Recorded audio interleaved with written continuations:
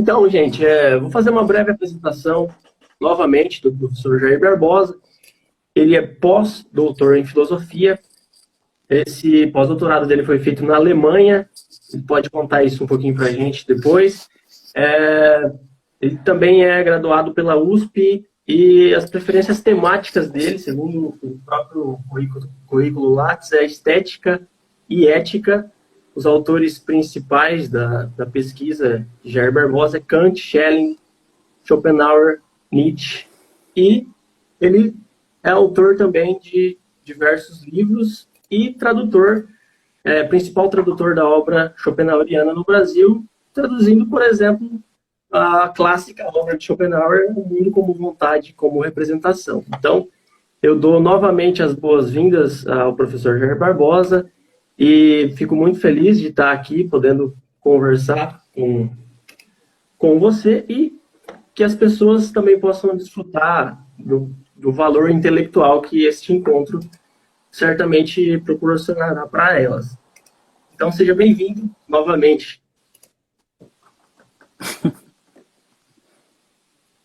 Eu que agradeço, Antônio. Então, estou à disposição aí para a sua entrevista, para as suas questões e para uma conversa sobre filosofia, sobre Schopenhauer. Quem tiver alguma curiosidade sobre mim também, estou aqui para esse diálogo, para esse bate-papo. Sim, interessante frisar, né, que no momento em que procurei o professor Jair para essa entrevista, ele foi muito aberto e ele se dispôs ele disse o seguinte: seria legal um diálogo, né? Um diálogo no sentido platônico. É bom a gente lembrar que a filosofia, nos seus primórdios, ela tinha muito de diálogo. Então, isso não é só uma entrevista, mas é também um diálogo. Tem questões prévias que eu separei aqui, que eu quero fazer ao professor Jair, mas também é um diálogo, uma troca de informações, certo? Então, vou começar pela primeira questão, que é voltada ao professor Jair, e não, digamos assim, ao trabalho que ele fez, né, durante os anos da carreira dele, que é quando e por que você se interessou por filosofia? Para você contar um pouco para a gente da sua história. Eu me interessei por filosofia em São Paulo. Eu nasci no Maranhão, fui criança para São Paulo, e na época que eu comecei a trabalhar muito cedo, com 14 anos de idade. Eu era naquela época que se chamava de... Não era nem office boy, era contínuo. Era o nome que se dava, né? E nas minhas andanças pelas ruas de São Paulo para entregar a correspondência, certa vez eu vi numa livraria o livro de um filósofo francês chamado Jean-Paul Sartre, e o livro se chamava A Náusea. E eu comprei esse livro. Aí comecei a ler, e gostei. Eu pensei, poxa, um dia eu queria ser como esse sujeito aqui, né, que gosta de filosofia e ao mesmo tempo escreve romances. Ou seja, já naquela época eu tinha esse interesse especial pelos vasos comunicantes entre filosofia e literatura, interesse esse que eu mantenho ainda hoje. Então, de algum modo, eu cheguei à filosofia através do Sartre.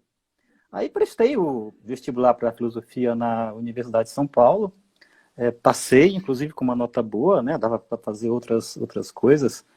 Imagina o susto da minha família Tipo, quando que outras descobriu que eu coisas ia fazer você filosofia, pensou? né? Que óbvio, eu não pensei em fazer, sinceramente, quando eu tinha 14 anos e comecei a pensar na escolha profissional, eu tinha dúvida, por incrível que pareça, entre meteorologia, mas, Nossa. sobretudo, entre meteorologia e astronomia. Porque eu gostava muito de astronomia, muito mesmo. Só que os meus conhecimentos matemáticos não eram suficientes para cursar a faculdade de astronomia. Aí um dia eu fui lá na USP, conversei com um professor, e ele me convenceu a desistir de meteorologia e cursar filosofia. Então eu fiz a minha graduação em filosofia na Universidade de São Paulo. Não só a graduação, mas também eu fiz o meu mestrado e também o meu doutorado. Tudo lá na Universidade de São Paulo. Então eu sou um filho da USP. minha sim. alma máter. Embora tenha divergências bastante em relação ao método de ensino de filosofia no Departamento de Filosofia da USP, mas sou extremamente agradecido e sem essa frequência que eu tive lá nos cursos, eu não teria conseguido ir adiante, sem dúvida alguma, na minha jornada filosófica. Interessante. Certo. Então, seria também nesse período que o senhor conheceu Schopenhauer, porque a minha questão é a seguinte: você já conta na introdução ali do Mundo como Vontade, como Representação, que um dia solitário na universidade você encontrou o Mundo como Vontade, como Representação, começou a ler ele e leu tudo em uma semana. Você pode contar um pouco para a gente essa história mais detalhada, mas assim, eu queria saber se você, antes desse dia, antes de acontecer isso, você já tinha ouvido falar em Schopenhauer de alguma forma, ou foi assim, foi essa a primeira vez que você ouviu falar em Schopenhauer? Poxa, que questão interessante, porque isso me faz lembrar que, na verdade, não. Antes de entrar na filosofia, eu não me recordo de ter ouvido falar em Schopenhauer. E aí, frequentando a faculdade, certa vez, na biblioteca, eu vi uma fotografia dele. E o que me chamou a atenção foram os olhos dele. Eu fiquei assustado com os olhos dele, de tão penetrantes que eram. Eram olhos, para mim, naquela época, clarividentes. Só que eu não sabia quem era Schopenhauer. O que aconteceu? Desculpa. Eu frequentei um curso sobre Nietzsche da professora Scarlett Marlton.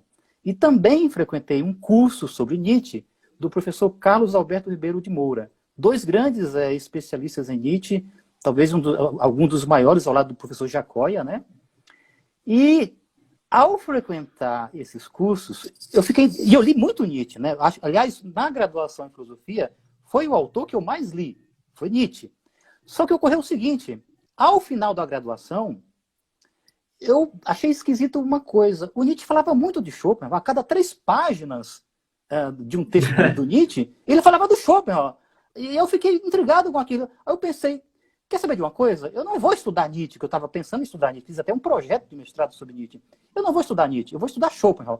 Só que eu não tinha feito nenhum curso de Schopenhauer. Aí eu fiquei 2 anos lendo e preparando meu projeto de mestrado sobre Schopenhauer. Então, eu cheguei a Schopenhauer através de Nietzsche. E aí foi um deslumbramento, porque na ocasião, quando eu decidi ler Schopenhauer, foi que eu tive o feliz encontro com a obra dele na Faculdade de Educação da Universidade de São Paulo, onde eu fazia a minha licenciatura em filosofia. Foi casualmente, mexendo na biblioteca, eu encontrei a obra dele, Le Monde comme Volonté, como Representation, uma tradução do Bourdieu, e eu já sabia francês, foi a primeira língua estrangeira que eu aprendi, e aí comecei a ler. Então, via Nietzsche, descobri a obra e comecei a ler. E ali foi um encantamento. E, de fato, é um encantamento mesmo. As pessoas, às vezes, duvidam que eu tenha lido o tomo 1 da obra principal dele em uma semana, mas eu li em uma semana, porque eu chegava às 8 horas da manhã na biblioteca, só saía para almoçar, voltava e eu encerrava o expediente da biblioteca e voltava no outro dia. E eu lia como ainda leio francês muito bem, né? Então foi uma leitura muito rápida e encantadora. E aí, desde então, é um autor que eu trabalho, frequento, junto com a minha constelação de autores, né? Mas ele é a estrela alfa dessa constelação de autores, que inclui Schelling, Kant e o Nietzsche. Sem falar, obviamente, me desculpa, do Wittgenstein, né? Óbvio, não tem como não falar do Wittgenstein também. Se eu não me engano, e aqui não é nem parte de entrevista, já é parte do diálogo, que eu estou respondendo ao que você disse, se eu não me engano, o próprio Nietzsche descreve o encontro dele com Schopenhauer, não é? Eu não sei se você saberia informar isso certinho, mas eu creio que tem algum livro que o Nietzsche descreve esse encontro que ele teve, e, se eu não me engano, ele diz que leu muito rápido também, só não lembro qual é exatamente o texto. Não, é O Mundo como Vontade como Representação. Ele descobriu esse livro num antiquário na cidade de Leipzig. E ele pegou aquele livro, começou a ler e realmente... Aí ele descobriu, ele falou o seguinte, ele descobriu o seu primeiro e único educador. São as palavras dele. Que eu até cito na introdução da minha tradução. Então o que aconteceu comigo foi algo que deve ter acontecido com Nietzsche. Essa quase que feitiçaria de um texto que não te larga, né? Você fica preso do texto. Foi isso que aconteceu comigo. Eu fiquei preso, mas uma servidão voluntária. Eu queria estar preso. E sabe que eu digo por mim que eu também senti algo dessa índole e provavelmente muitas outras pessoas que estudam e pesquisam Schopenhauer também sentiram isso. E muito disso né, por sua responsabilidade, que traduziu a obra.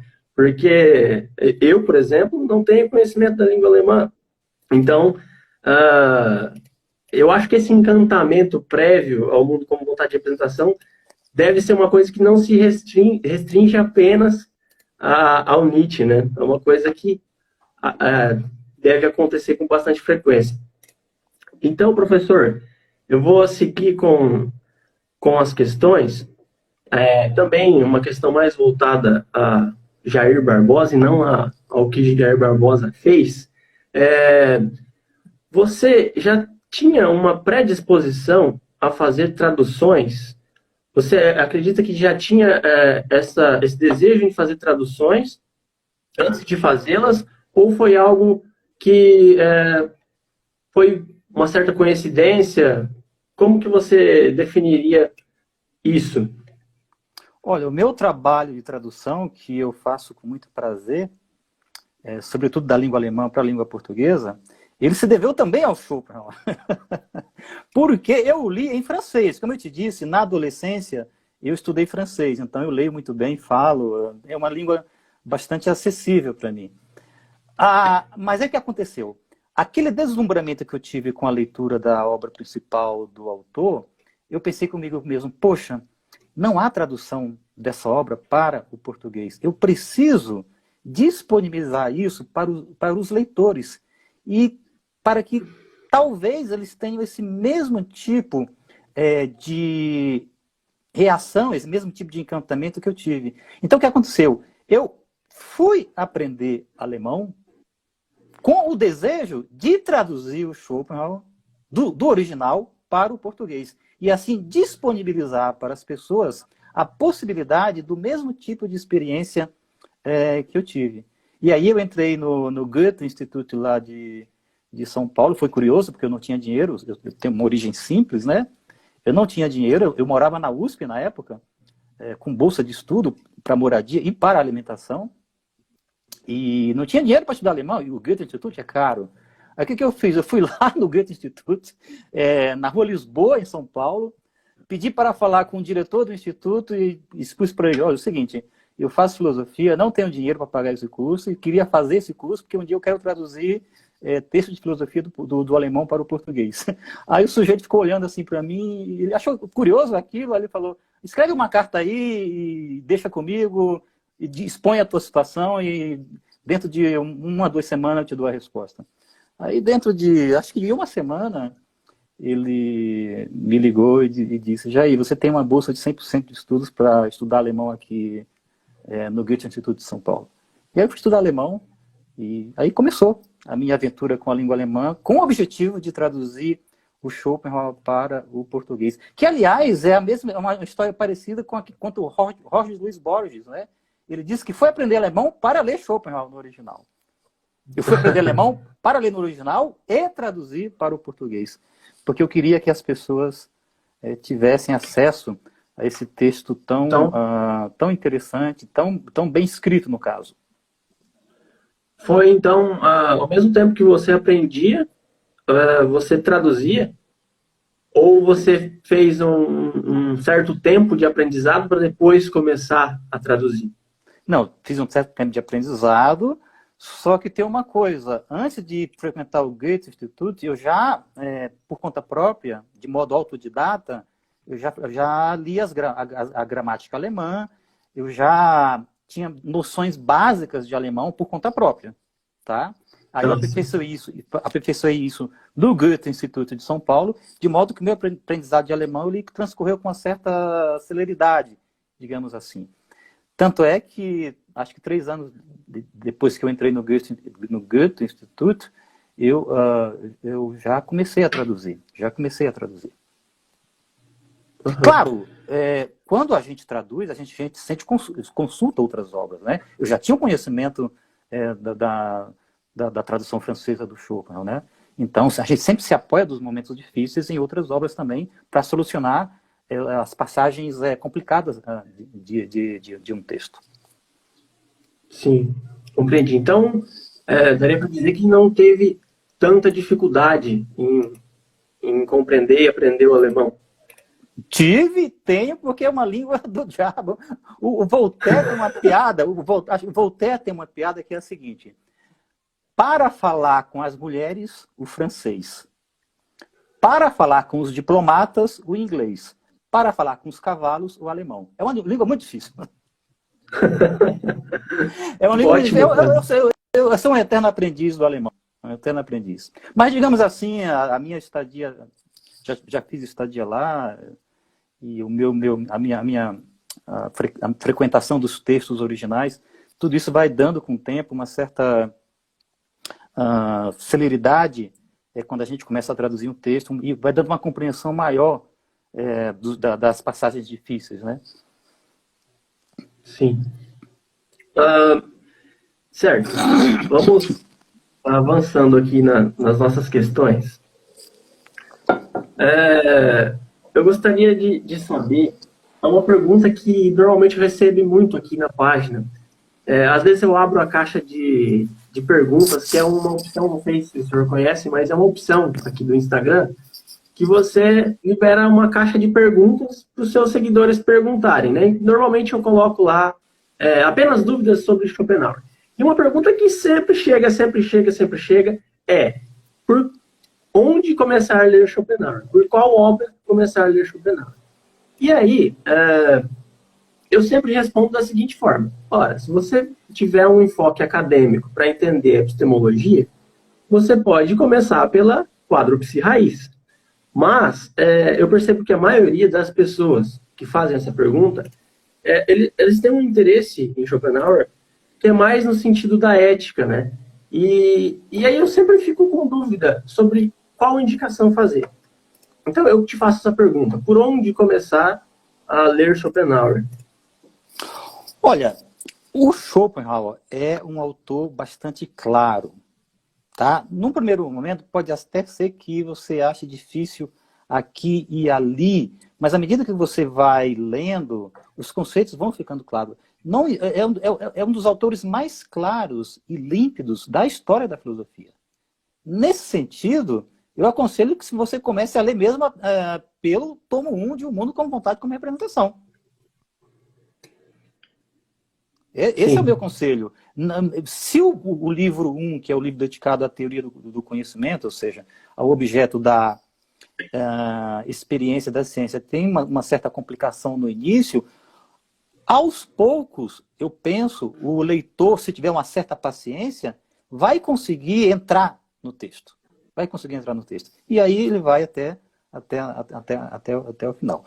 Caso tenha dificuldade, então, nesse sentido, aí então, já que, como você diz, muitos têm interesse por ética, então que leia sobre o fundamento da moral. Nós temos uma tradução, já para o português, de Maria Lúcia Catiola, pela Martins Fontes. Beleza.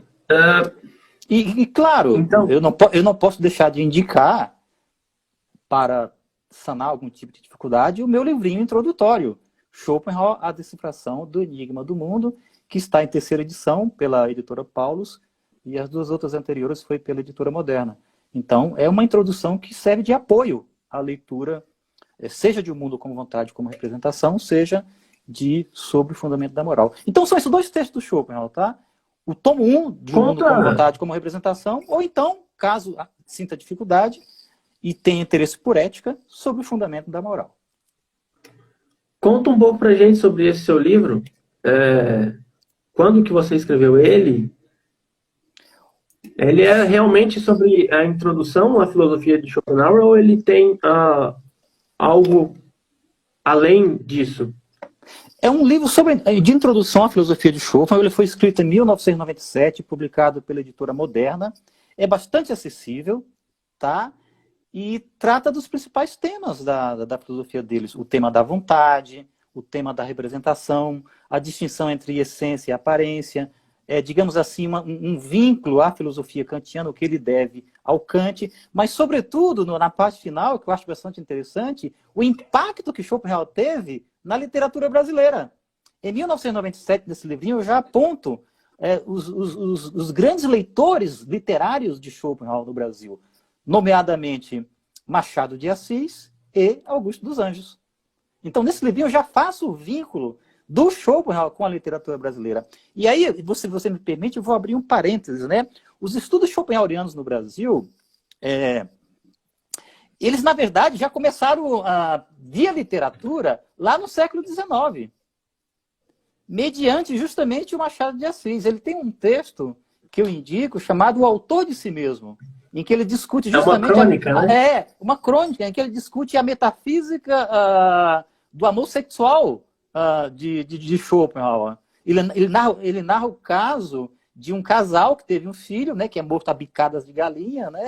Aí ele tenta compreender, como é que metafisicamente esse casal foi se unir? Porque na metafísica do amor sexual de Schopenhauer, a união que se faz entre um casal é através de uma ideia de criança que quer vir ao mundo. Então, na verdade, quando as pessoas se apaixonam, é, na verdade, uma criança que quer nascer, metafisicamente falando. Aí o Machado de Assis faz uma espécie de paródia dessa metafísica do amor de Schopenhauer nessa crônica. Como é que pode o casal matar o filho? Né?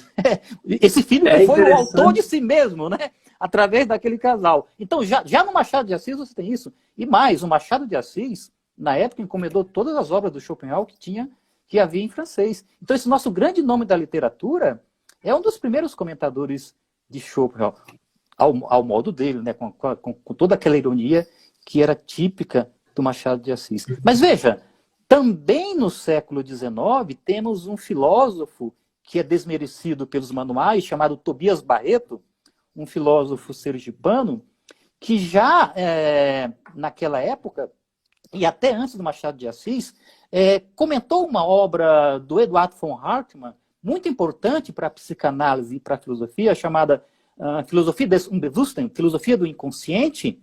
Ainda não temos tradução dela para o português, né? Precisamos dessa tradução. E o Tobias Barreto, na mesma hora, já faz um comentário dessa obra do Eduard von Hartmann, dizendo que ela não passa, digamos assim, de filosofia schopenhaueriana. Então você veja, temos um filósofo desmerecido pela academia, um sujeito curioso, né? Tobias Barreto, que já comentava Schopenhauer, através da obra do Eduard von Hartmann, Filosofia do Inconsciente, e temos o nosso grande escritor, talvez o nosso maior escritor, né? Machado de Assis, comentando, digamos assim, literariamente, a obra de Schopenhauer. É interessante esse conto do Machado, que o próprio Schopenhauer surge no conto, se eu não me engano, ele escreve Arthur sem H, né? Para remeter a um dos personagens que aparece ali. É interessantíssimo esse conto, ele é bem curtinho. Tanto mais interessante porque ele faz o Schopenhauer contracenar com a criança que está sendo bicada lá pelas galinhas. Tá, vamos abrir um parêntese aqui nessa questão do Machado.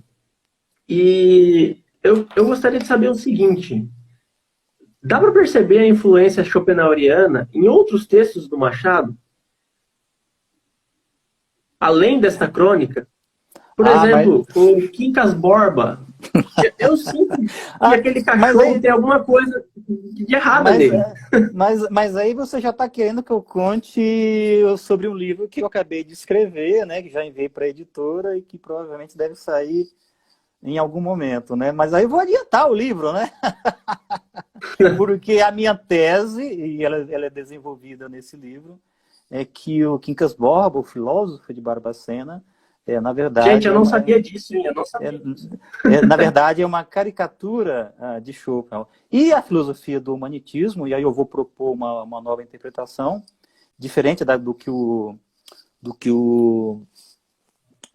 que se faz comumente, né, dizendo que o humanitismo tem a ver com o positivismo. No meu entendimento, o humanitismo não passa de uma paródia do pessimismo metafísico de Schopenhauer. Mas eu já estou adiantando. Mas eu apenas posso falar dessas duas teses, né? E aí elas são desenvolvidas nesse livro que eu intitulei Ao Vencedor as Batatas. Ou seja, Machado de Assis transformou o jargão dele, né? Machado de Assis transformou Schopenhauer numa personagem da literatura brasileira. É a minha tese, e já fica aí o convite para quem estiver nos assistindo, for nos assistir, que compre o livro. Que ajude e já fica aqui um convite, que ele não encalhe. Fica aqui o convite para que você venha aqui falar em outro momento especificamente sobre esse livro, porque realmente isso aqui eu não sabia. A ideia de colocar o Quincas Borba aqui no meio dessa conversa foi porque realmente a leitura do Quincas Borba me fez pensar na filosofia schopenhaueriana. E por isso da pergunta, será, né, que dá para perceber a influência de Machado em Schopenhauer, em outros textos, além do autor de si mesmo, desse conto? Sim. Até porque eu não sou um grande leitor de Machado, né? Conheço pouco, para falar a verdade. Não, essa minha tese, eu trabalho sobretudo com Memórias Póstumas de Brás Cubas e Quincas Borba, mas trabalho também com o acervo da Biblioteca de Machado de Assis, e eu descobri uma coisa lá sensacional que eu não vou revelar.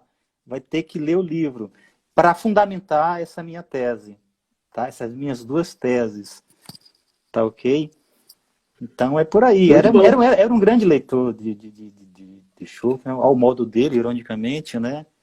E, enfim. E aí você está tocando num ponto interessante, né?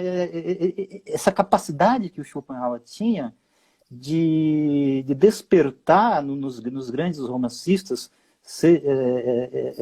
esse diálogo, né, da literatura com a filosofia. E a absorção dessa filosofia, de algum modo, na boca de algumas personagens, né? Por exemplo, na França, logo, o Guy de Maupassant, o grande contista, já também transformou Schopenhauer numa personagem literária. Tem um conto dele que ele cita explicitamente o Schopenhauer, né? Então é interessantíssimo isso, né? Esse diálogo que o próprio Schopenhauer fazia entre filosofia e literatura. Excelente. Certo, então nós entramos num tema interessantíssimo, mas vou voltar para a entrevista, certo? Com as questões que separei. Então, eu percebo que, eu já até contei para você, mas agora contando para as pessoas que estão nos assistindo, que a ideia de fazer esse Instagram foi perceber que tem muitas páginas na internet que usam Schopenhauer de uma forma, um humor exagerado, sabe? Colocando palavras na boca dele que ele nunca disse. Então, foi algo que meio que me impulsionou a fazer essa página. Para tentar dar um ar mais sério para a filosofia schopenhaueriana e, ao mesmo tempo, popular.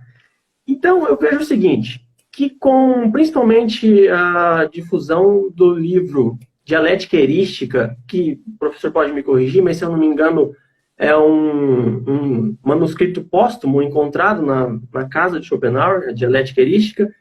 Com esse texto, você percebe, principalmente em vídeos no YouTube, muita visualização em busca dessas informações a respeito desse texto. Também tem toda a ideia do pessimismo, né, social e tudo que acontece no mundo, e as pessoas parecem que buscam Schopenhauer aos poucos.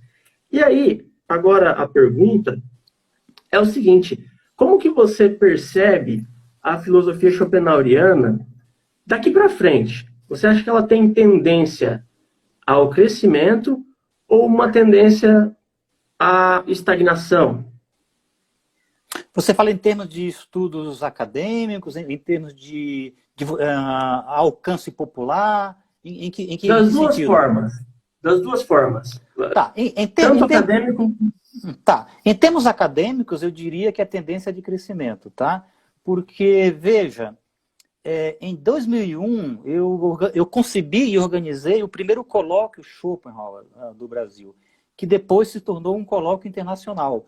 E a cada 2 anos esse colóquio é realizado. E é uma oportunidade para as pessoas se encontrarem e discutirem a filosofia de Schopenhauer. Então isso tem uma constância, tá? Tem uma constância, inclui pesquisadores de todo o país e também do exterior, do Japão, da França, da Inglaterra e da própria Alemanha. Várias vezes o próprio presidente da Schopenhauer Gesellschaft, Sociedade Schopenhauer, já esteve aqui no Brasil. Aliás, ele é uma presença constante. Então isso abriu um ambiente de encontro das pessoas interessadas, não só na filosofia de Schopenhauer, mas nos vasos comunicantes dela. E esse ambiente permitiu, inclusive, que vários intercâmbios pudessem ser estabelecidos, que vários alunos fossem para o exterior, que vários alunos, inclusive, hoje, são professores em renomadas instituições universitárias. Alguns deles, inclusive, tendo sido meus orientandos. Então, academicamente, eu acho que a filosofia de Schopenhauer está bem encaminhada. Claro, o Schopenhauer não é um filósofo tão estudado academicamente como o Kant. Por incrível que pareça, o Kant acho que é o filósofo mais estudado. Ele não é tão estudado como o Nietzsche. Ele não é tão estudado, por exemplo, na minha percepção, quanto o Foucault. Mas ele tem ali o seu lugar de destaque. Então, nesse sentido, eu diria que ele está bem encaminhado academicamente. Que bom, né? Que bom. Porque é uma avis rara que merece estar aí contrastando com a tradição racionalista de filosofia, né? Que vê a razão como o princípio do mundo. Já que o Schopenhauer vai dizer que não é a razão que é o princípio do mundo, mas é algo irracional que ele denomina vontade, sendo que a razão é apenas um momento dessa vontade. Então ele inverte a tradição, né? Então é bom que haja essa avis rara no meio acadêmico, que não é bem afeito a filósofos que dizem que o princípio do mundo é irracional.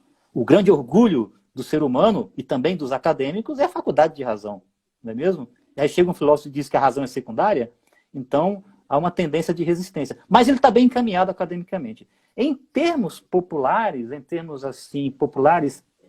veja, eu não saberia dizer, mas eu posso dizer pelas traduções que eu fiz, o tomo 1 e o tomo 2. Eu vou contar um segredo para vocês.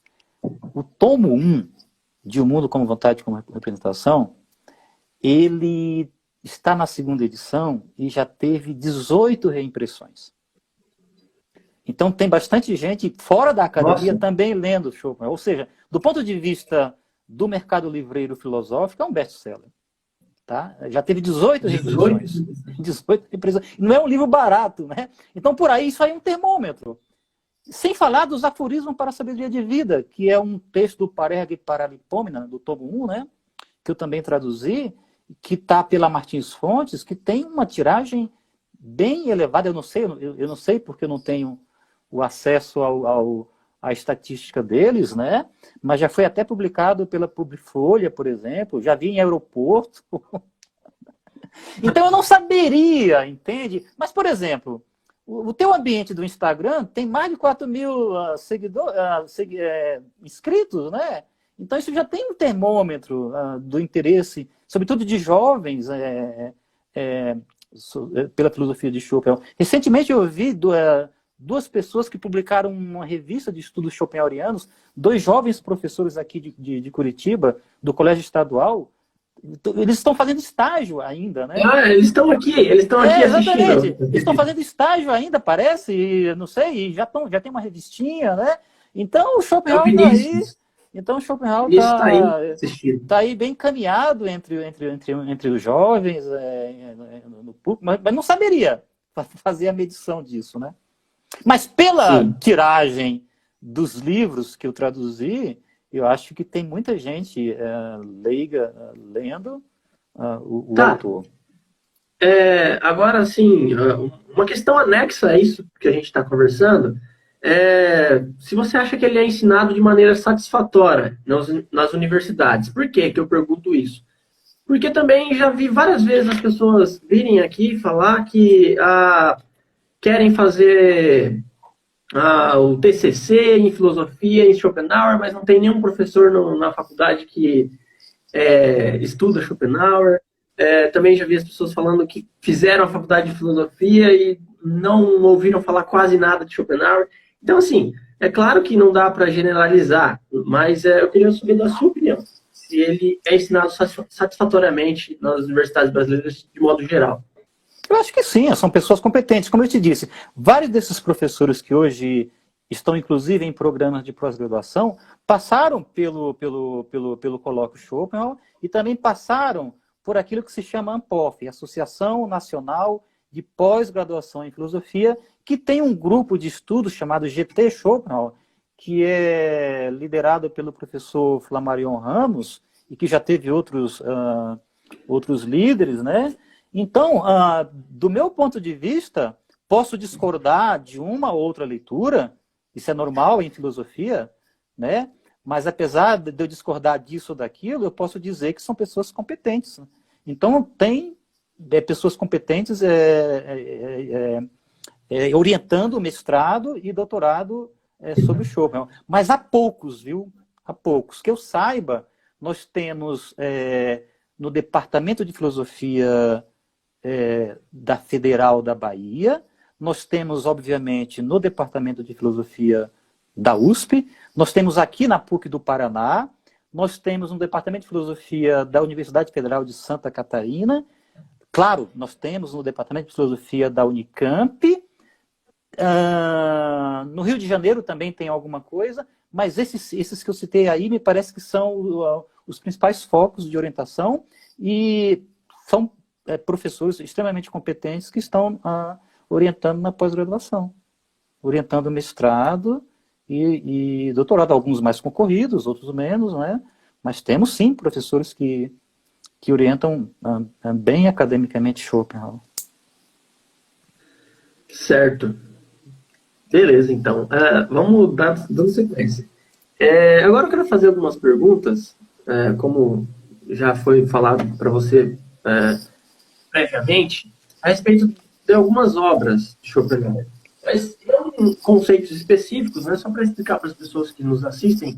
Não vou perguntar nenhum conceito específico, mas perguntas gerais sobre essas obras, até para que o professor Jair possa fazer algumas explanações, algumas explicações prévias que pode ser interessante para fazer essas leituras. Então, começando, por exemplo, a respeito da quádruplice raiz, que nós temos agora uma novíssima tradução. Segundo o Safransky, né, que é o biógrafo de Schopenhauer, um dos biógrafos de Schopenhauer, em uma das anotações do Diário de Schopenhauer de 1813, que é o mesmo ano que também foi lançado, né, foi escrito a quádruplice raiz, o Schopenhauer escreveu o seguinte no diário dele: entre minhas mãos, e mais ainda em meu espírito, cresce uma obra, uma filosofia que deverá ser, na mesma unidade, a reunião entre uma ética e uma metafísica. Diante dessa escrita, né, dessa quase confissão, pelo menos no meu entender, de Schopenhauer, nesse diário, eu gostaria de saber o que você tem a dizer sobre a dimensão de grandiosidade que o Schopenhauer tinha do seu futuro filosófico, da sua carreira filosófica, daquilo que ele esperava do porvir na carreira dele.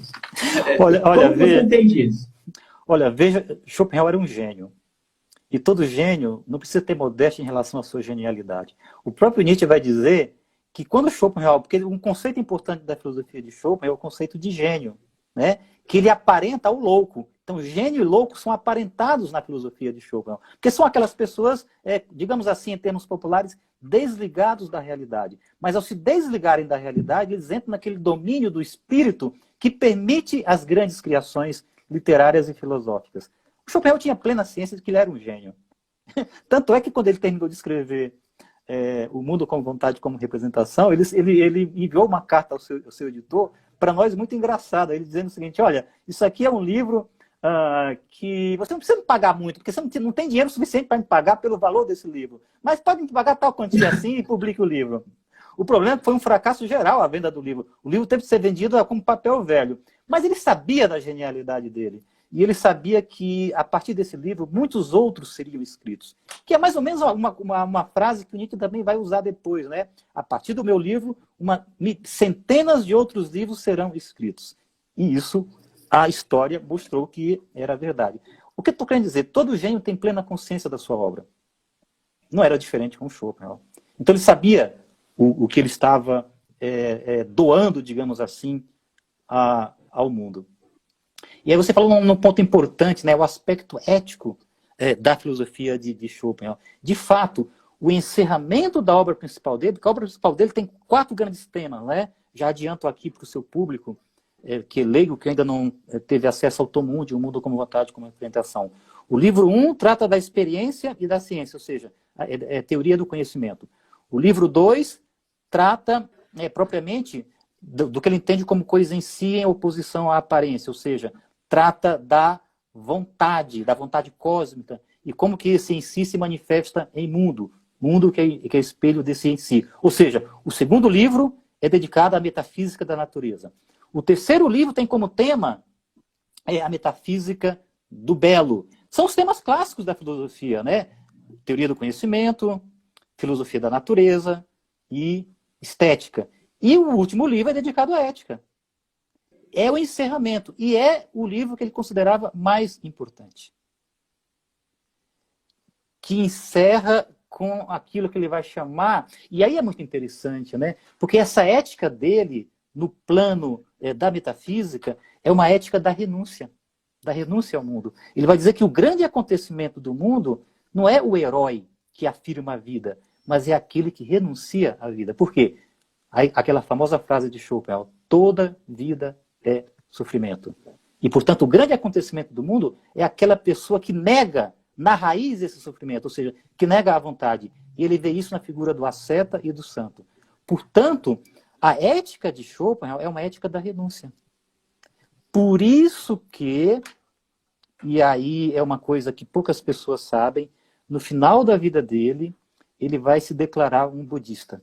Porque ele vê no budismo aquele pensamento de renúncia ao mundo. Claro, isso desperta polêmica, desperta discussões, mas o Schopenhauer, do meu ponto de vista, na sua ética, que ele considerava tão importante, ele é o desertor do Ocidente. Portanto, ou seja, não há solução. Esse mundo que está aí é aquilo do Eclesiastes. Não há nada de novo sobre a Terra. Tudo é vaidade, vaidade das vaidades, tudo é vaidade. Não há nada de novo sobre o Sol. Aí tem esse aspecto dito pessimista metafísico da filosofia dele. Porque do ponto de vista prático, ele escreveu um livro chamado Aforismo para a Sabedoria de Vida. E aí, nesse livro, do ponto de vista prático, ele dá, digamos assim, conselhos para que sejamos menos infelizes no inferno, que é a própria Terra. Ou seja, é uma espécie de terapia. Ele vê a filosofia como terapêutica. Por isso que também que eu gosto de chamar a filosofia dele de filosofia do consolo. Mas a ética dele conduz a um elogio da renúncia. Conduz ele mesmo ao budismo. No final da vida dele, ele vai dizer: eu sou um budista. Isso é uma coisa que poucas pessoas se dão conta em se tratando de Schopenhauer. Mas eu gosto de definir a filosofia dele como uma filosofia pendular. De um lado tem esse pessimismo metafísico, mas de outro tem um otimismo prático. É uma filosofia do consolo. Ele pincela, digamos assim, o mundo de um modo pessimista, mas, digamos assim, para, ao mesmo tempo, trazer, com esse choque de realidade, trazer uma espécie de dispositivo de defesa em face do mundo e da vida, um dispositivo de cuidado em face do mundo, em face da vida e da existência. Então, é uma filosofia do consolo, pode-se dizer, sem dúvida alguma. E aí entra, digamos assim, o lado interessante dele conceber a filosofia como trágica, mas trágica no sentido aristotélico. Porque, para Aristóteles, a tragédia, a encenação trágica, ela conduz a uma espécie de catarse. Foi a leitura que o Aristóteles fez das tragédias gregas. Produz uma catarse, uma espécie de cura. Ou seja, é terapêutica, é consoladora. Então a filosofia do Schopenhauer, enquanto uma filosofia trágica, ela é trágica no sentido aristotélico. Portanto, ela tem um lado terapêutico. Filosofia como filosofia do consolo. Eu leio assim, e aí você foge um pouco desses memes do Schopenhauer, como só pessimista, pessimista. Não, ele tem esse lado prático, esse lado terapêutico, esse lado consolador, digamos assim, que eu chamo de otimismo prático. Está distinguido do pessimismo metafísico. Sim, digamos que primeiro ele mostra o mundo, né? E como ele é difícil. E depois, formas de tentar contornar isso de uma maneira menos dolorosa. Mas veja, mostrar isso já é uma terapia. Porque quando você vê uma tragédia grega, por exemplo, não é chocante aquilo? Mas você não sai aliviado da encenação trágica? Tragédia tem sangue. Olha o Shakespeare. É sangue. É sexta-feira 13 o Shakespeare, né? É sangue todo quanto é lado. O próprio Homero, né?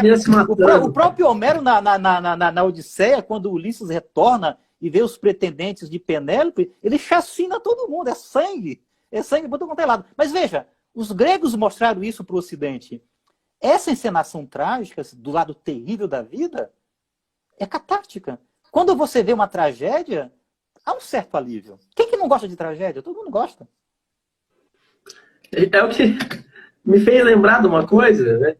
Por exemplo, uma coisa banal, mas assim, eu vou assistir uma corrida, né? O que chama mais atenção numa corrida são justamente os acidentes, né? É o que as pessoas mais veem. Inclusive, hoje, tentando trazer isso pro cotidiano, hoje eu vi uma notícia de um cara numa corrida de moto que a moto dele perdeu o freio e ele pulou da moto. E o vídeo tinha 1 milhão de visualizações em 40 minutos. Então, assim, isso mostra o quanto o ser humano ele tem uma predisposição a olhar, parece, para as coisas trágicas, né? E talvez por isso que isso explique, né? Talvez a ideia das pessoas trazerem tanto essa ideia caricata de pessimismo em Schopenhauer. Mas, às vezes, de forma irresponsável. Enfim, eu vou continuar com as perguntas, porque... A gente tá com pouco tempo, eu acho, né? O Instagram derruba em 1 hora, né? Quando dá 1 hora, o Instagram derruba, né? Inclusive, é bom avisar aqui as pessoas, como ainda tem algumas perguntas, quando a live cair, eu abro outra live. Provavelmente vai cair daqui uns 5, 10 minutos. Certo? Tenho ainda algumas questões, mas depois eu fecho a live e abro outra. Aí vocês podem entrar de novo. Tá. Essa pergunta que nos levou todo esse assunto era basicamente sobre a ideia que Schopenhauer tinha sobre o seu futuro dentro da sua carreira filosófica, que discorreu em diversos outros assuntos. Agora, a próxima pergunta é voltada ao mundo como vontade de representação, mas não conceitos sobre o livro e nem nada específico, mas perguntas pessoais a respeito da sua leitura. A primeira delas é o que mais te chama a atenção dentro do mundo como vontade de representação, visto que ele trata de diversos temas, e se dentro do mundo como vontade de representação tem alguma coisa que te incomoda de maneira negativa. Porque quando falo incomoda de maneira negativa, eu lembro da ideia de que a filosofia ela é algo que incomoda, né? Mas às vezes incomoda para depois, né, fazer bem. Mas essa pergunta é o oposto. Se te incomoda de uma maneira negativa, fala assim, pô, é estranho que o Schopenhauer tenha dito isso, se tem alguma coisa nesse sentido para você. Não me incomoda nada na filosofia dele. Eu sou 100% Schopenhauer. Eu me lembro de uma vez eu me encontrei com o presidente da Sociedade Schopenhauer da Alemanha, lá em Frankfurt. Aí eu fiz uma pergunta para ele, se ele, mais ou menos nesses moldes, né? Se tinha alguma coisa que o incomodava na filosofia de Schopenhauer, se ele achava isso ou aquilo errado. Aí ele disse o seguinte: Jair, eu estou sobre a face da Terra não para defender Deus, mas para defender Schopenhauer. Não me incomoda nada a filosofia dele, eu acho engraçado. O lado ruim da filosofia dele eu acho engraçado, né? Tem por exemplo, alguns exageros, por exemplo, é preciso reconhecer que as concepções que ele tinha sobre a mulher são muito exageradas, tem um quê de época, mas nem por isso são totalmente descartáveis, tá? Na metafísica do amor sexual. Então eu leio aquilo, às vezes eu acho engraçado no exagero, né? Mas não acho descartável, eu acho interessante, né? Então, esse lado negativo da filosofia dele, acabei de dar um exemplo, né? Eu acho engraçado. É legal isso aí. Esse ponto que você levanta me faz lembrar, primeiro, que essa pergunta sempre chega aqui. Muita gente fala, eu gostava do Schopenhauer, mas quando eu li o que ele falou sobre as mulheres, achei detestável. Tá, mas aí eu lembrei de uma coisa que você diz no filme, eu também acho que li na biografia do Safransky, que é a respeito, seria interessante comentar isso brevemente, que no final da vida, Schopenhauer, ele recebeu uma mulher em casa que fez a escultura dele, né, do busto dele, e ele faz algumas, ele muda um pouco a percepção dele da mulher a partir desse momento. Poderia fazer uma pequena explanação a respeito disso? Eu acho que o Schopenhauer é um edipiano mal resolvido, porque ele teve uma mãe.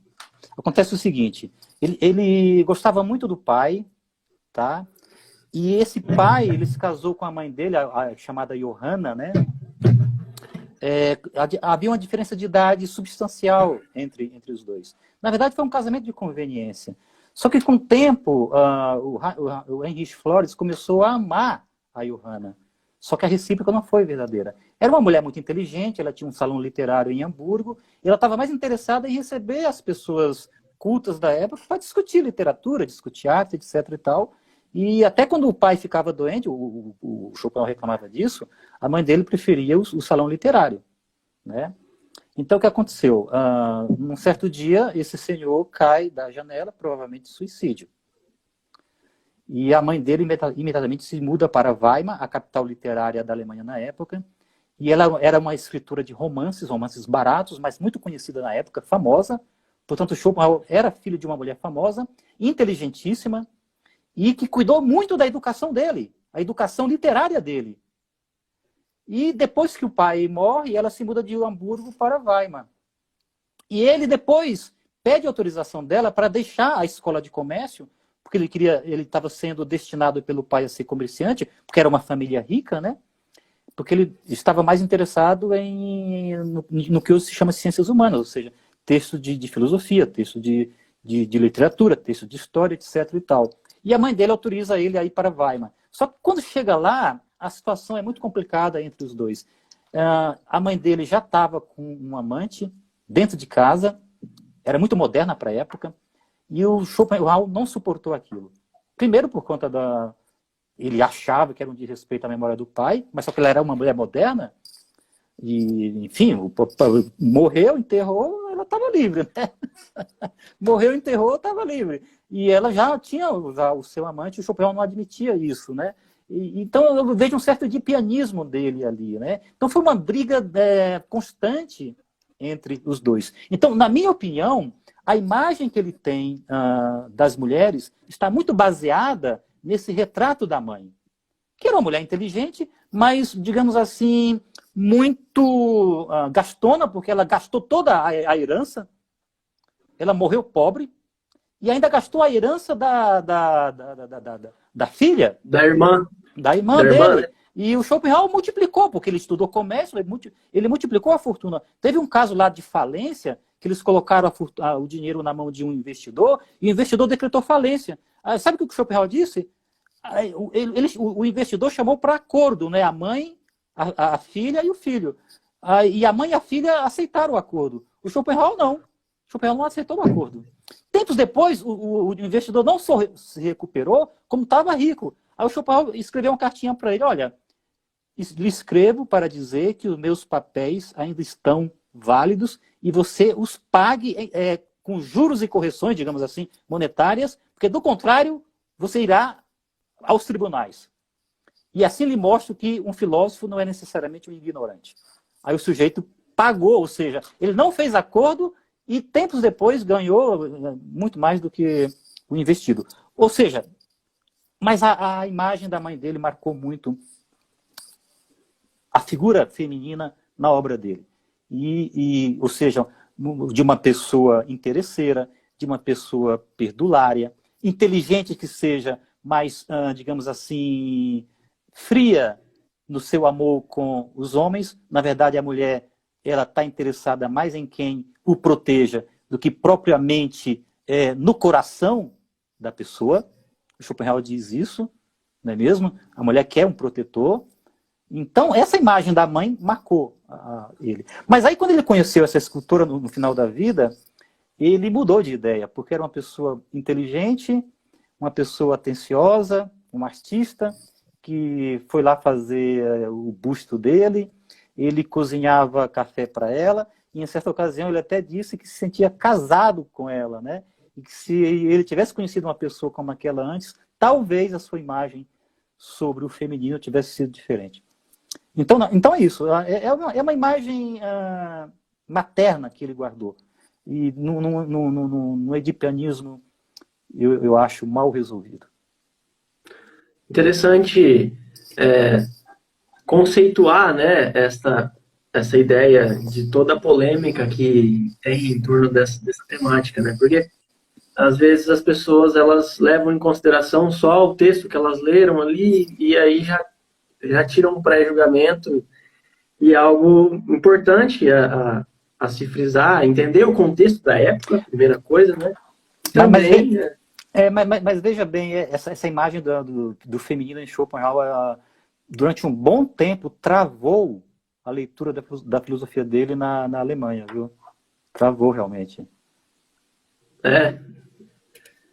Isso, na Alemanha teve alguma coisa assim específica sobre isso? Não, as feministas não deixavam que ele fosse lecionado. Quer dizer, deixavam, mas é um desprezo geral. As feministas bombardearam o Schopenhauer na Alemanha durante um bom tempo. Daí isso já passou. Hoje em dia ele é até bastante estudado. Quer dizer, bastante estudado não, mas ele é estudado sem os entraves das feministas lá na Alemanha. E no Brasil, curiosamente, a filosofia de Schopenhauer se estabeleceu através de duas mulheres. É bom que se diga isso. É através da professora Muriel Maia, que em 1991 publicou um livro chamado A Outra Face do Nada, que é uma tradução da tese doutoral dela defendida na Alemanha. E em 1994... Professor, desculpa te interromper, mas é que a live vai cair daqui 5 segundos. A gente retoma esse assunto, então. A gente já volta. Então, eu estava dizendo que, curiosamente, apesar desse problema com as feministas na Alemanha, no Brasil, o início dos estudos schopenhauerianos se deu através de duas mulheres. Em 1991, a professora Muriel Maia publicou um livro intitulado A Outra Face do Nada, que é uma tradução da sua tese doutoral defendida na Alemanha. Foi publicado o livro pela editora Vozes. Até recentemente eu me encontrei com ela e pedi para que ela tentasse uma segunda edição, porque eu acho que é um livro muito interessante, porque trabalha justamente com os vasos comunicantes entre filosofia e literatura. Ela trabalha lá no final do livro com o Proust, né? E em 1994, a professora Maria Lúcia Cacciola publicou a sua tese doutoral defendida aqui no Brasil, na USP, intitulada Schopenhauer e a questão do dogmatismo. Então foram duas mulheres, apesar dessa imagem do feminino na filosofia de Schopenhauer, que deram início aos estudos schopenhauerianos no Brasil. E eu fui o primeiro orientando da professora Maria Lúcia Cacciola, né? Então, de algum modo, eu junto com ela ajudamos, até com a tradução, né? Ajudamos a dar início à divulgação de modo substancial da filosofia de Schopenhauer no Brasil. Certo. Então, é interessante, né, pensar que teve toda a polêmica com as feministas na Alemanha, e aí no Brasil a filosofia schopenhaueriana é difundida por responsabilidade de duas mulheres. Mas, enfim, Que deram vamos... início, né? Solidificar o terreno, né? Sim. Ok. Agora, sobre A Vontade na Natureza, uma obra de 1835. Eu gostaria que você pudesse Acho que fazer é uma... 36, é 36, né? 1836, né? Mas Peguei enfim, informação. dá para ver, dá para verificar depois. Ok. Eu gostaria que você pudesse fazer uma explanação sobre essa obra, sobre o contexto que ela foi produzida e também exatamente sobre o que ela trata e algum conselho prévio para a leitura dela. Olha, a produção filosófica de Schopenhauer, ela se deu em 3 cidades, Weimar, Dresden e Frankfurt. Em Weimar, nas proximidades de Weimar, foi onde ele escreveu A Quadrúplice Raiz do Princípio de Razão Suficiente e sobre a visão e as cores. E foi em Dresden, essa belíssima cidade, onde ele escreveu O Mundo como Vontade, como representação. Aí ele tentou a carreira universitária em Berlim, foi um enorme fracasso, não tinha aluno, né? Ele tentou dar aula no mesmo horário de Hegel, os cursos de Hegel eram lotados, entravam alunos pelas janelas, e o curso dele não tinha aluno nenhum. Tinha 4 alunos no início, no final não tinha nenhum. Aí o que acontece? Teve uma epidemia de cólera em Berlim. Aí ele se muda para Frankfurt. De modo que a maior parte da produção intelectual de Schopenhauer se deu em Frankfurt. Em Frankfurt. Por isso que alguns até se referem a ele como filósofo de Frankfurt. Né? Eu prefiro me referir a ele como o Bodhisattva de Frankfurt, porque no budismo o Bodhisattva é aquele que abre caminhos, né? Depois, que iluminam caminhos para depois serem seguidos pelos discípulos. Né? Buda ele não foi, mas um Bodhisattva foi.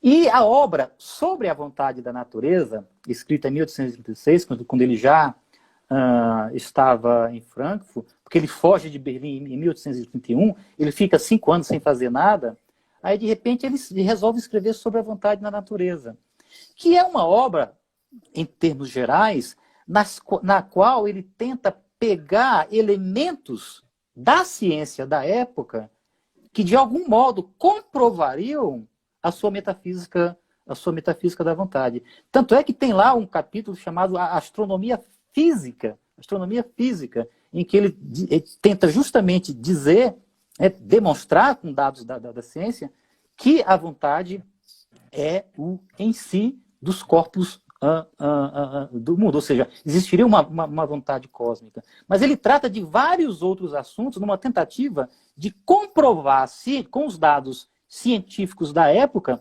a sua metafísica da vontade.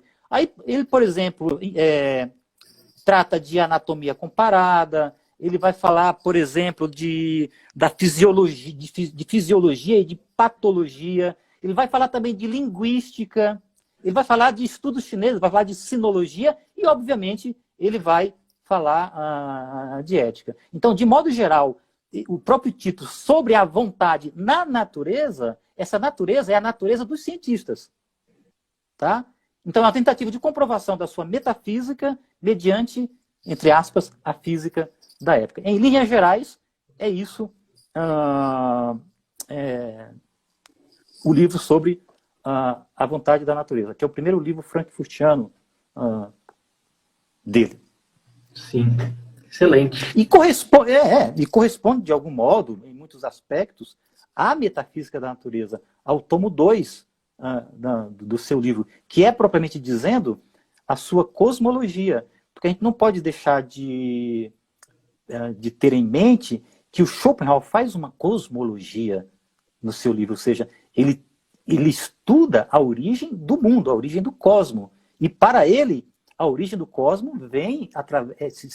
se trata de uma manifestação dessa atividade inconsciente e volitiva que em algum momento se manifestou. Em algum momento houve uma abertura de olho, digamos assim. E nesse momento é que se deu o mundo como representação. O primeiro olho que se abriu, aí tinha já o mundo diante dele manifestado. E aí ele viu todo esse espetáculo. No caso do ser humano, né? Que podia ter sido o olho de um mosquito. Mas quando o primeiro olho de um organismo se abriu, o universo estava diante dele. Mas por quê? Porque antes desse olho se abrir, havia uma atividade cósmica se manifestando e produzindo objetos. Só que essa atividade cósmica é cega e inconsciente.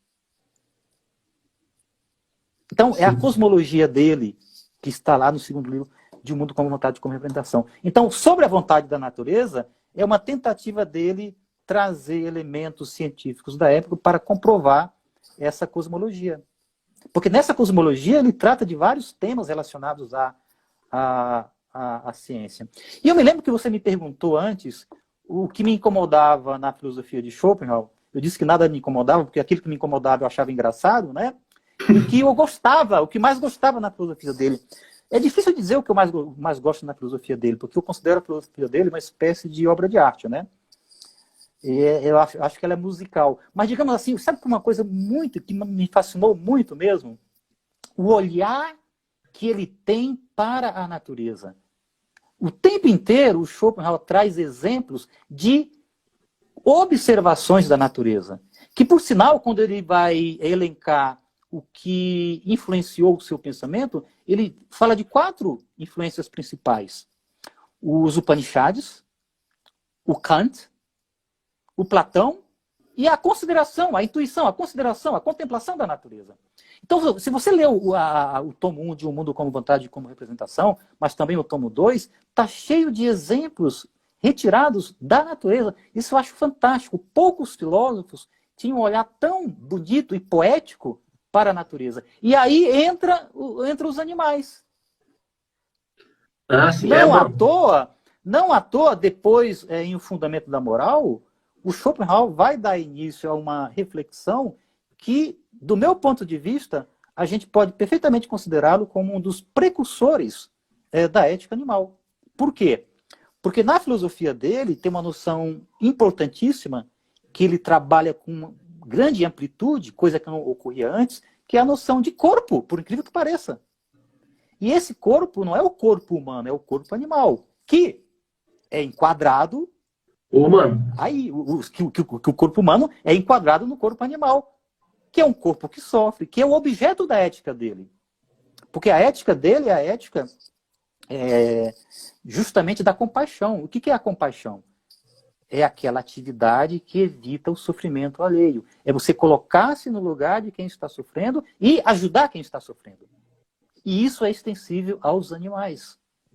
Por isso que o Schopenhauer é o precursor da ética animal. Então isso, para responder a tua pergunta, é uma das coisas que eu acho mais bonitas na filosofia dele. O olhar que ele tem para a natureza, incluindo os animais. E isso está na cosmologia dele e está na sua ética. É uma grande valorização da intuição, né? Da observação de mundo. Sem dúvida alguma. Inclusive ele diz, olha, todo o nosso conhecimento vem da experiência. E a influência que ele teve do empirismo britânico, né? Todo o nosso conhecimento vem da experiência, vem da observação, vem daquilo que ele chamava de intuição empírica ou estética, que é uma intuição especial, que é a intuição que gera obra de arte.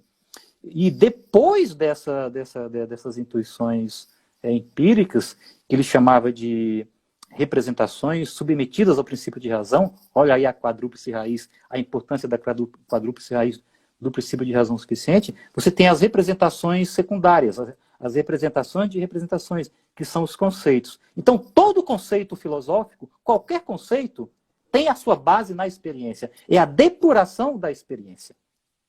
De tal maneira que os conceitos mais gerais são os mais distantes da experiência. Ele até diz, qualquer filosofia que lide com conceitos extremamente geral, desconfie dela. Tenha apreço para aquelas filosofias cujos conceitos estão próximos da intuição. Então, aquelas filosofias que se lidam com conceitos gerais demais, como, por exemplo, o ser, o devir, o absoluto, para ele isso é depuração demais de coisas que são empíricas, mas que muitas vezes o filósofo distorce ou nega a origem empírica do conceito. Mas para o Schopenhauer, todo conceito tem a sua base na experiência, ou seja, na intuição empírica. Eles são depurações, são decantações dessas representações primárias. Depois de intuído, né, um objeto, se cria os conceitos a respeito dele. E não o contrário. Sim, o conhecimento se origina da experiência. Seja a experiência exterior, seja a experiência interior. Porque a gente não pode esquecer da subjetividade. Emoções, sentimentos. Sim. Todo o espectro de sentimentos que temos, ódio, amor, ternura, a subjetividade é um mundo. E daí também vem representações. Isso também é base empírica para a origem de conceitos. Então é nesse cruzamento do mundo exterior com o mundo interior que surge propriamente a filosofia dele, né? Se eu não me engano, de onde deveria surgir qualquer filosofia séria, digamos assim, para ele. Se não me engano, a respeito dos sentimentos, ele diz que é difícil defini-los, né? Eles são heterogêneos, cheios de significados, e isso torna eles diferentes de outros conceitos mais bem definidos, como talvez formas geométricas. E então, talvez a ideia de sentimento, não sei se estaria correto dizer isso, estaria mais ligado à subjetividade do que outros conceitos abstratos, como conceitos matemáticos. Não, sem dúvida alguma, né? É pelo sentimento que você tem acesso aos segredos do mundo. É pelo sentimento que você tem acesso à essência do mundo. Por quê? Porque a própria vontade, que é o núcleo do corpo, se dá através de movimentos, digamos assim, tectônicos internos que geram as emoções. Mas é através do sentimento, sobretudo da raiz dos sentimentos, que é a vontade, que você, digamos, decifra o enigma do mundo. Por quê? Porque o corpo humano, o corpo do investigador, o corpo do cientista, é um corpo entre outros corpos, submetido ao princípio de razão, submetido à causalidade. Só que a causalidade humana são os motivos. O ser humano age por motivos. Toda ação humana tem um motivo para ela acontecer. Assim como todo movimento de um corpo rochoso tem uma causa no sentido estrito, que é o choque, por exemplo, para ele acontecer. Assim como o movimento de uma planta tem uma causa, que é o estímulo, para ela se movimentar.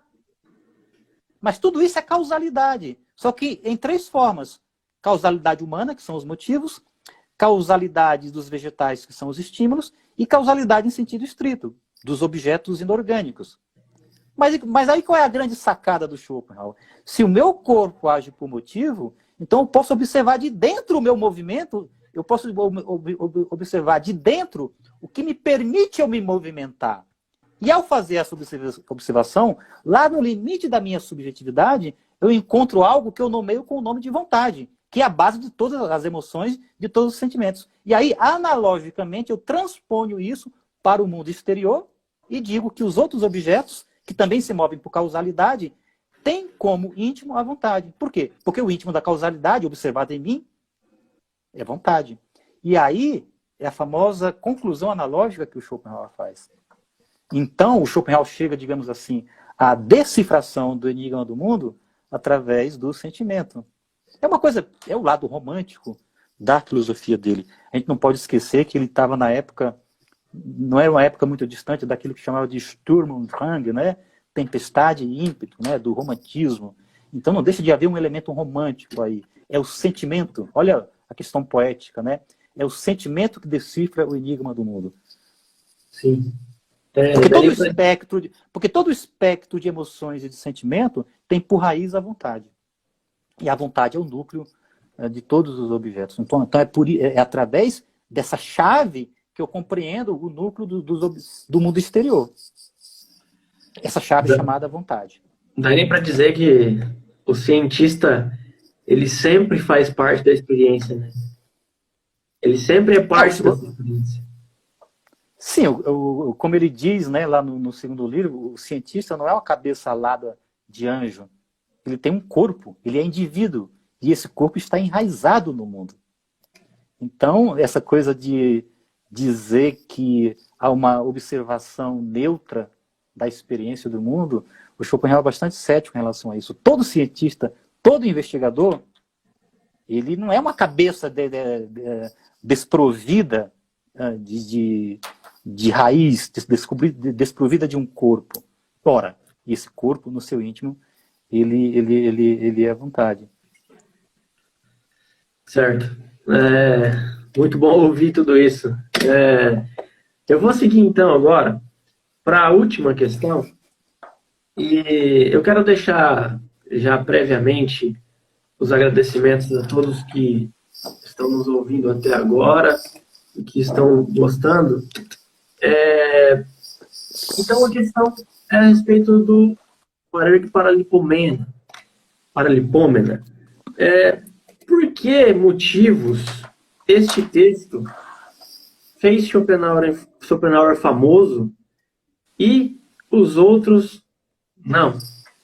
Qual é a chave para entender essa questão? Este é o último escrito dele, não é? O Paralipômeno, 2 tomos, né? Tomo 1 e tomo 2. Que é uma obra fantástica, é o coroamento do pensamento dele. Muitos dizem que é a metafísica para o povo dele, né?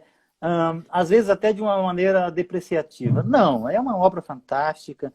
Ali ele estava no máximo vigor, no pleno domínio da escrita e da reflexão, já com toda a sua metafísica montada.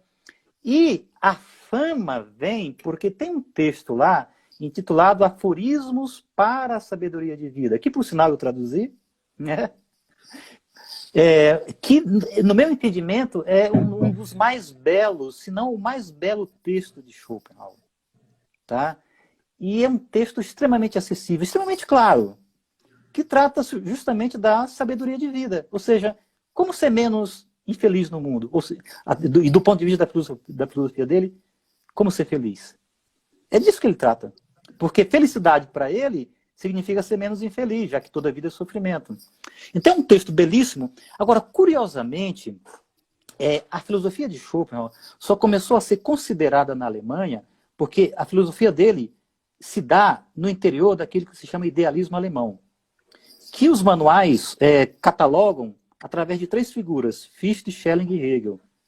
E o Schopenhauer não teve vez na época que esses filósofos imperavam no meio acadêmico e cultural da Alemanha. A filosofia dele destoava muito desse pessoal. Então o que acontece? Na Inglaterra, tinha uma revista, Westminster Review, curiosamente fundada pelo Jeremy Bentham. Jeremy Bentham é um dos precursores da ética animal. É aquele que disse sobre os animais: não importa o que eles pensam, mas sim o que eles sentem. Né? Foi nessa revista, fundada pelo Jeremy Bentham, que teve esse olhar especial para os animais na ética, que depois o Schopenhauer vai desenvolver na sua ética animal. Foi lá que foi publicado um artigo chamado Iconoclastia na filosofia germânica, Iconoclasm in German Philosophy. E esse texto faz um mapeamento da situação da filosofia de Schopenhauer, ignorada por esses idealistas alemães. E esse texto é imediatamente, e é um texto elogioso, até pelo título, é um título negativo, mas do meu ponto de vista, um iconoclasmo, aquele que destrói ídolos, no caso, petrificados, digamos assim, ele é quase que imediatamente traduzido para o alemão. Então, através da Inglaterra, ele começa a ser conhecido na Alemanha. Aí começa a ser lido. E, principalmente, pelo Paralipômena, em especial pelo texto Aforismo para a Sabedoria de Vida. E aí isso abre, a partir de 1853, a fama literária e filosófica de Schopenhauer. Então, esse filósofo, que até então era ignorado pelo meio acadêmico e pelo meio cultural alemão, passa a ser o filósofo, aos poucos, mais conhecido e mais discutido na Alemanha, na Europa e nas Américas, a ponto do Machado de Assis ter tomado logo conhecimento dele. Então, lá por 1853, começa a fama literária do Schopenhauer. Então, digamos assim, nos 2 últimos anos de vida dele, ele morreu em 1860, né? Ele desfrutou ao máximo a fama, a ponto de um hegeliano dizer que o Schopenhauer tinha se tornado o imperador da filosofia alemã. Demorou, mas ele conseguiu. Mas, em resumo, foi via Inglaterra que se abriu a porta para o reconhecimento tardio Ele da tinha um filosofia certo de espírito Schopenhauer. inglês. Eu tenho alguns trechos que ele faz certos elogios à Inglaterra. Tem também a influência com o David Hume. Tem alguma coisa a ver dessa fama ter saído da Inglaterra, desse elogio ter saído da Inglaterra com os anos anteriores, ou foi mera coincidência, Mero acaso feliz, né? Mero acaso feliz. Ele gostava realmente da Inglaterra, ele passou um tempo lá, ele estudou quando era adolescente na Inglaterra, numa escola. Ele apreciava muito a filosofia britânica, em especial o Hume e o Locke, sobretudo o fato deles escreverem claro, porque para o Schopenhauer, quando um filósofo escreve de maneira obscura, muitas vezes isso é para esconder a sua falta de pensamento. Ele comparava isso com aquelas mulheres que no século XIX, né, que usavam aqueles vestidos enormes, né? Enormes. Então, o sujeito que escreve de maneira obscura, de maneira rebuscada, complicada, ele é comparável com aquelas mulheres que usam aqueles vestidos enormes. Por quê? Se você retira aquilo, muitas vezes tem um esqueleto, uma mulher magra, tem pouca coisa, né? Então, muitas vezes a pessoa que tem pouco pensamento se esconde atrás de um estilo rebuscado. E ele via isso muito, na opinião dele, no Hegel, no Fichte e, em alguns casos, no Schelling, né? E ele se inspira na clareza de exposição dos filósofos britânicos, né? Não se pode reclamar dos filósofos britânicos. Eles escrevem muito claro, mesmo porque a maioria deles não eram filósofos acadêmicos. O Locke não era... o Hume não era filósofo acadêmico, né? O Hobbes não era filósofo acadêmico, ao contrário da maioria dos filósofos alemães. O difícil é escrever Então, de maneira simples, né? ele se inspirava estilisticamente nisso, sabe? E ele também diz até, ele gostava tanto da Inglaterra, né? Que ele disse que por pouco não nascia lá na Inglaterra, porque quando a mãe dele começou a ter as contrações, ela retornou direto, rapidamente, né? Quando ela percebeu que ia ter o parto, ela retornou rápido para a Alemanha. E aí ele nasceu alemão. Mas ele disse que por pouco não nascia inglês. Eu me lembro disso. Inclusive, agora, para terminar mesmo, eu me lembrei de um trecho que eu li na biografia do Safransky, onde ele diz que durante a juventude, Schopenhauer ele fez algumas visitas a algumas montanhas, se eu não me engano, foi na Suíça, não tenho certeza.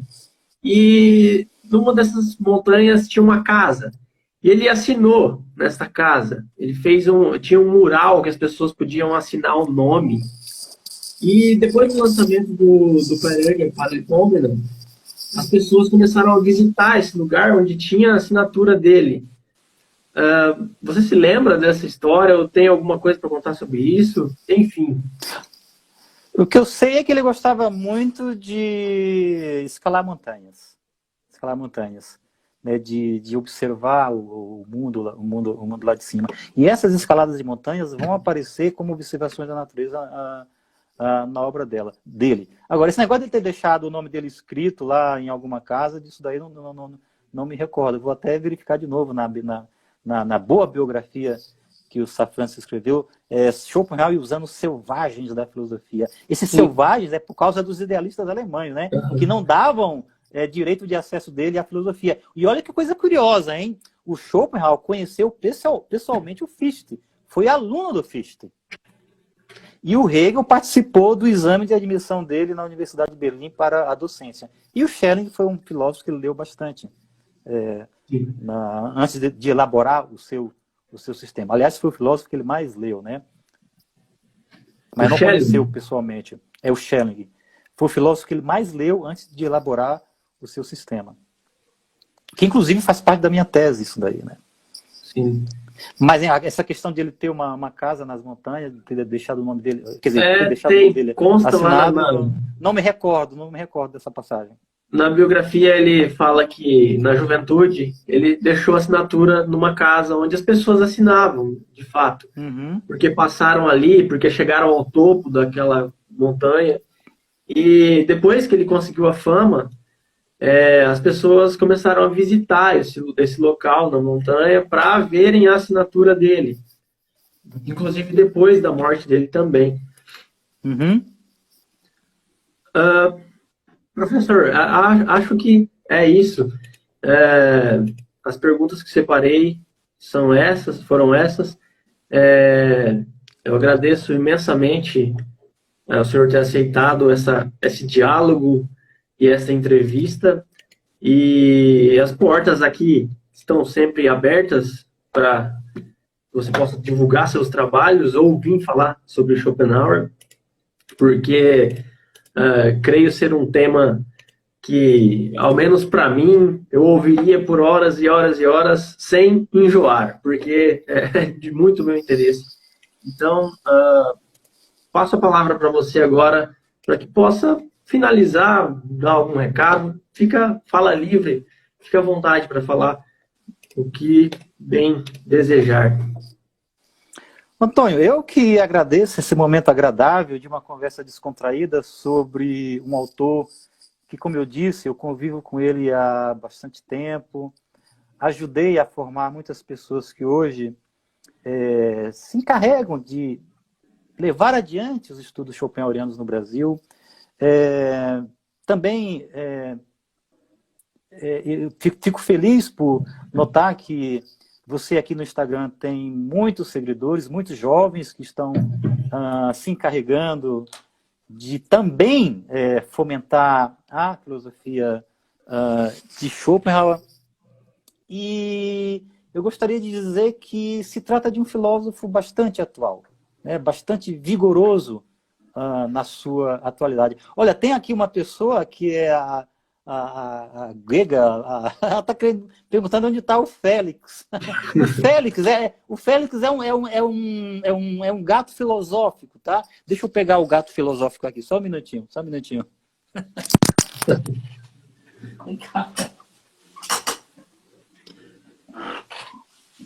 Olha só.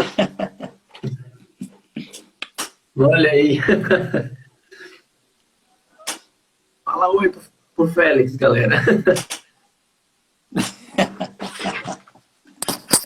Eu agradeço o que a participante disse, né? Porque o Félix é um gato filosófico, ele sempre que eu estou conversando de filosofia, ele aparece, e na época que eu participava de defesas acadêmicas, quando chegava a dissertação, a tese, ele sempre ficava em cima. A primeira coisa que ele fazia era se dirigir ao texto e ficar em cima para mostrar quem era superior ali, né? Mas retomando o fio da meada, eu acredito que esse seu ambiente aqui de conversa é um ambiente muito importante, porque eu considero o Schopenhauer um autor muito atual, e não só atual, mas rigoroso na sua atualidade. Por quê? Por quê? Porque Schopenhauer é o filósofo do desmascaramento. É o filósofo da suspeita. Se eu pudesse dizer por que ele é atual, eu diria nesses termos. Schopenhauer é o filósofo da suspeita, é o filósofo do desmascaramento. Porque essa vontade que ele diz que é o em si do mundo, ela não é representação, ela não é imagem. Então, aquilo que nós mostramos no mundo da representação. Entretanto, ao mesmo tempo que mostramos, nós escondemos. Porque essa vontade que nos move, ela não é representação. Ela é completamente diferente da representação. Então aí entra essa lógica do desmascaramento. Quem somos? E é também muito importante nele essa questão da fisionomia, né? Ele diz que você conhece a pessoa, por conta dessa oposição entre representação e vontade, pela fisionomia. É na fisionomia que você conhece a pessoa. Mas é muito difícil dizer o que ela é pela fisionomia. Então, esse aspecto dele ser o filósofo do desmascaramento eu considero muito atual. Também considero muito atual a sua ética animal. É um dos primeiros autores que inclui os animais em sua ética como sujeitos de direito. Porque tanto quanto nós, os animais complexos têm um sistema nervoso central e sentem o que é a dor. Isso é muito diferente dessa modernidade cartesiana que marca o nosso mundo. Porque para o Descartes, os animais são meras máquinas. São meras coisas. Inclusive o Descartes vai dizer que não existe coisa pior do que achar que a alma, que os animais têm alma, que teriam alma semelhante à do ser humano. E mais, no projeto cartesiano, que é o projeto da modernidade, há um projeto de domínio da natureza, de tornar o homem senhor e possuidor da natureza. Está lá no discurso do método do Descartes. Então, a nossa modernidade ela é cartesiana. E o Schopenhauer, nesse aspecto, é um anticartesiano. Então, isso é muito importante, essa denúncia da instrumentalização da natureza, de colocar o ser humano como um oponente dessa natureza. Não, o ser humano é integrante dessa natureza. Porque essa vontade do ser humano é a mesma vontade dos animais, é a mesma vontade das plantas, é uma vontade cósmica. Compreende? E ele coloca no centro dessa reflexão um corpo que sofre. Sim. Então isso é muito atual, né? Isso é muito atual. E por último, eu tenho a impressão que para a psicanálise e para a psicologia analítica, para a psicanálise do Freud e para a psicologia analítica do Jung, essa descoberta do inconsciente na filosofia com a amplitude que o Schopenhauer faz, sem dúvida alguma, prepara o terreno via Eduard von Hartmann, no seu livro Filosofia do Inconsciente, para a psicanálise do Freud e para a psicologia analítica do Jung. Sem isso, essas psicologias não teriam surgido como surgiram. Porque a noção de inconsciente, na sua dimensão filosófica, vai ser depois transplantada para a psicanálise do Freud e para a psicologia analítica do Jung, via Eduardo von Hartmann, no seu livro Filosofia do Inconsciente. Então, até por isso, ele é um filósofo atualíssimo. E repito, vigoroso na sua atualidade. Acho que são essas palavras finais. E eu diria para você, Antônio, fique à vontade para um prosseguimento temático de algum outro momento, num outro encontro, para nós, digamos assim, esmiuçarmos temas de interesse do seu público, que eu percebo que é um público muito interessado. Há temas maravilhosos para a gente abordar, por exemplo, o amor. Sim. Por que não abordarmos o amor sexual, hein? Porque a metafísica dele é a metafísica do amor sexual, sejamos bem claros. Mas também esse tema da ética animal, que é tão atual, né? O tema da ecologia, é muito importante esse tema da ecologia. E por que não? Acabei de dizer, por que não abordarmos o tema da psicologia do inconsciente do Schopenhauer na sua relação com a metafísica da vontade? Né? Sim. Então tem várias coisas aí que são muito temas interessantíssimos, né? Tenho Rosaná comentando aqui o tema do envelhecimento também, que é caro a Schopenhauer. Eu gostaria de dizer que tudo isso nós podemos pensar com mais calma e com certeza trazermos esse tipo de conteúdo aqui daqui para frente. Com certeza vai ser muito interessante. Eu também queria frisar aqui que durante as suas falas sempre tive muita vontade de falar, sabe? De perguntar e perguntar, mas porque surgem várias dúvidas, vários pensamentos diante das leituras que já fiz de Schopenhauer, né? Mas isso demonstra o quê? Demonstra que tem muito mais a ser falado sobre tudo isso. Então, é por isso que o convite para outras vezes e outros temas está em aberto e com certeza vai acontecer em breve. A gente vai conversar sobre isso, amadurecer a ideia e perceber e definir quais desses temas poderá ser melhor esmiuçado nas próximas semanas e meses, enfim. Certo? Certo. E aí os participantes, né, poderão ficar à vontade para também interagir. Sim. É importante frisar isso, pessoal que está assistindo hoje. Como o formato que nós preparamos era um formato de entrevista, eu já tinha minhas perguntas prévias. Eu também levei em consideração o fato das perguntas que recebo com grande frequência aqui na página para tentar trazer a resposta do Jair aqui para vocês. Como, por exemplo, né, com qual obra eu começo a ler Schopenhauer?